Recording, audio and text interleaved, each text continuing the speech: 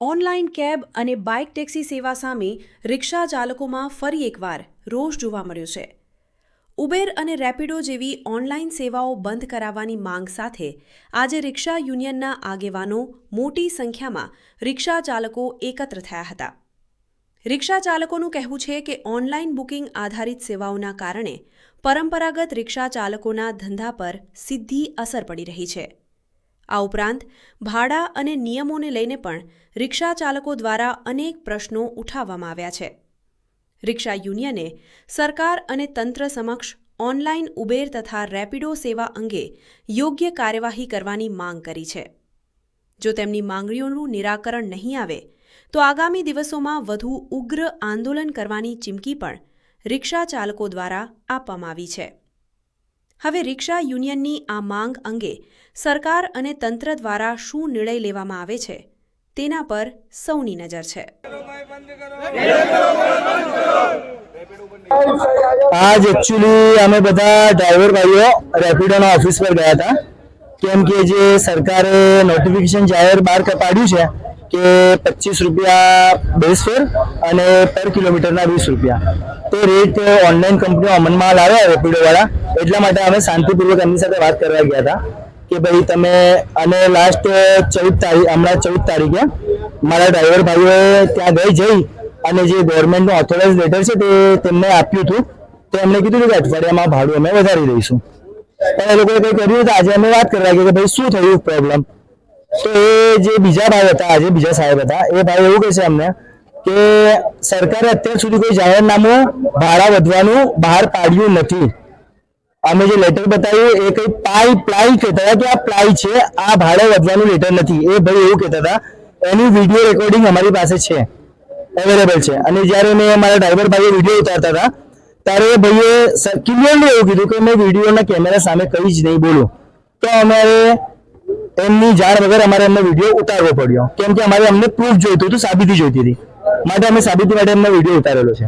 અને એ ભાઈને એ પણ કાયદો નથી ખબર કે બાઇક નંબર પ્લેટ બાઇક પર પેસેન્જરને ના લઈ જવાય. એ કહે છે કે એ બધું એમના લીગલનું કામ છે. ભાડું વધારવાનું કીધું તો એ કહે છે એ એમના લીગલનું કામ છે. પછી અમે ગાડી નંબર પ્લેટનું કીધું, એ કહે છે કે અમારે ગાડી એટેચ કરવાનું કામ છે.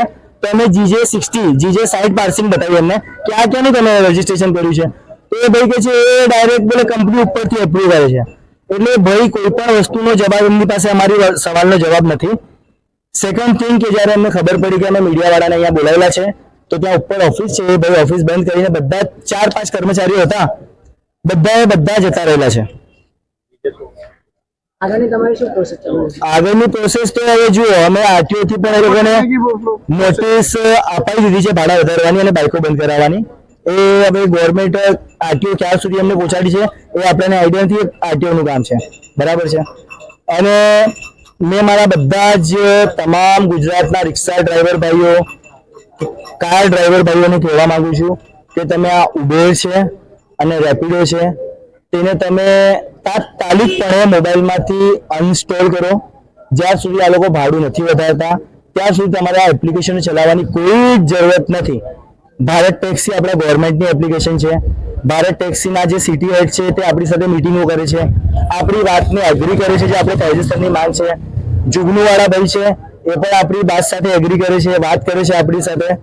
તો બસ તમે ભારત ટેક્સી અને જુગનું ચલાવો ને, કારણ કે આપણી વાત માને છે એ તમે ચલાવો. મહેરબાની કરી રેપિડો અને ઉબર આ બંને કંપનીઓને તમે બાયકોટ કરો, કારણ કે આ સરાસર તદ્દન રીતે તમારું શોષણ કરી રહેલા છે. આ લોકો, તમે વિચારો, રોજની 30,000, 40,000, 50,000 રિક્ષા જેવી એક્ટિવ થાય છે. આ 1-2 રાઈડ આપી 18 રૂપિયા લઈ લે છે. આ લોકો લાખો રૂપિયા કમાવે છે. હમણાં 2 દિવસ પહેલા મારી બાઇક રાઇડર ભાઈ સાથે પણ વાત થઈ હતી. મેં એમની સાથે ડિસ્કશન કરી કે ભાઈ તમે શું કેવી રીતે કરો છો. એમણે મને કીધું કે રેપિડો બાઇક પાસેથી એ લોકો રોજના 98 રૂપીસ લે છે, 98 રૂપિયા. રિક્ષાવાળા કરતા 5 ગણા પૈસા વધારે. માટે આ લોકો બાઇક ટેક્સીને પણ બંધ નથી કરી રહેલા. રોજની વડોદરામાં 4 થી 5 હજાર બાઇક એક્ટિવ થાય છે. આ કંપનીઓ પોતાના ખિસ્સા ભરવા માટે ગવર્મેન્ટની ગાઈડલાઈનને પણ માનવા તૈયાર નથી, તેમજ ડ્રાઈવર ભાઈઓનું સરાસર રીતે શોષણ કરી રહેલી છે. માટે બધાને મેં હંબલ રિક્વેસ્ટ કરું છું, કાયદેસર રીતનું હોય એ જ તમે કરો. ગેરકાયદેસરનું કામ ના કરો, શોષણ પોતાનું ના કરો, તમારા છોકરાઓના પેટમાં પૈસા જાય છે ભાઈ, બંધ કરી દો તમે આને. તમારું નામ? Saddam Sheikh, Vadodara auto rickshaw ચાલક એકતા યુનિયન પ્રમુખ.